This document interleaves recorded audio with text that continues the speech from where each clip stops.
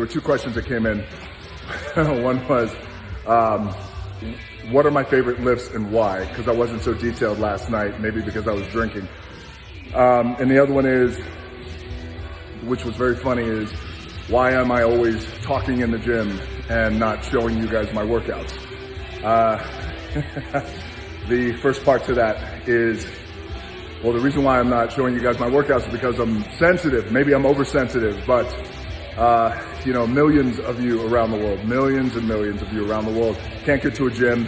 You're not able to work out at full max capacity the way you want to. So the last thing I want to do, it would make me feel like an asshole. So I'm like, hey guys, look at me, look at the workouts I'm having. This is great, look at my gym. I'm just not going to show that. That's just not my style. Just know that I'm working extremely hard. And, you know, I don't take this shit for granted that for years I've had my own personal gym. So I don't want to waste any time. You can live vicariously through me if you're not able to get to a gym. I promise you, I have built up enough intensity and rage every day while we are all dealing with this pandemic. So that's the only reason why I'm not showing you guys how I'm training. Just know that I'm working really, really hard. And maybe once things starting to flatten a little bit, we start seeing a little bit of light at the end of this tunnel, one day at a time, which it seems we are, which is really nice and encouraging, then maybe I'll start showing you guys my training. The other thing is what are my favorite lifts and why, and what would I recommend for you guys to train once you guys are back?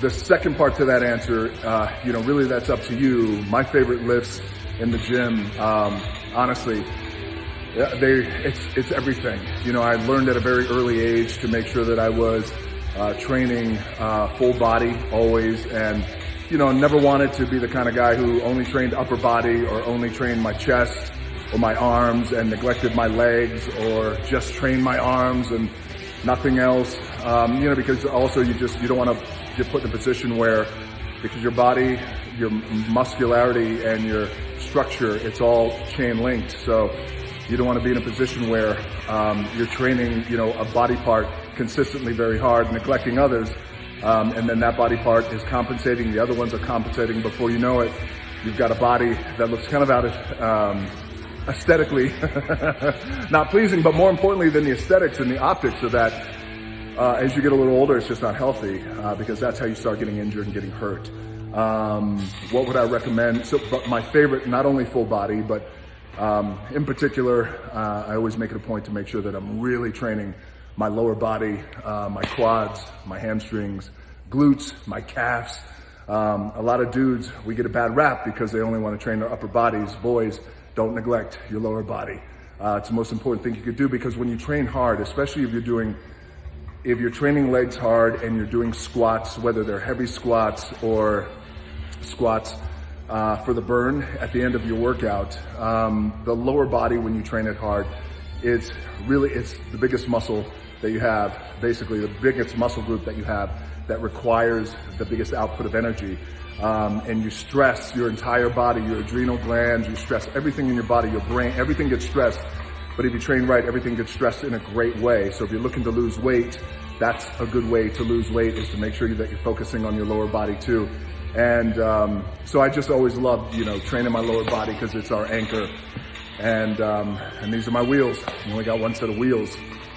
And what I would recommend for you guys who you don't have the opportunity to train right now, when this bounce back happens, and the bounce back is going to happen, and you guys who don't have an opportunity to train, men and women, you're going to come back like a bull in a china shop with the intensity and the velocity of a runaway train. You guys are going to train like beasts.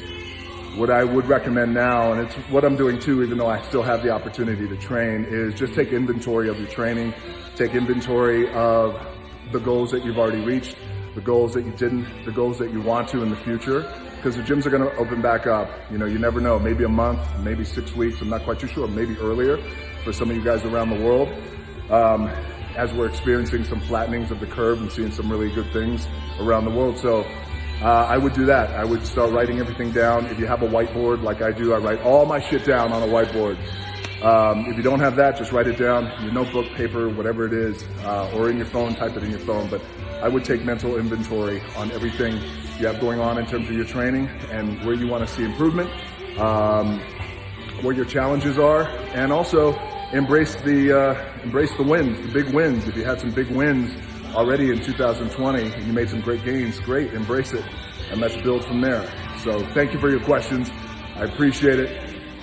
Keep them coming, and most importantly, stay healthy. Talk soon.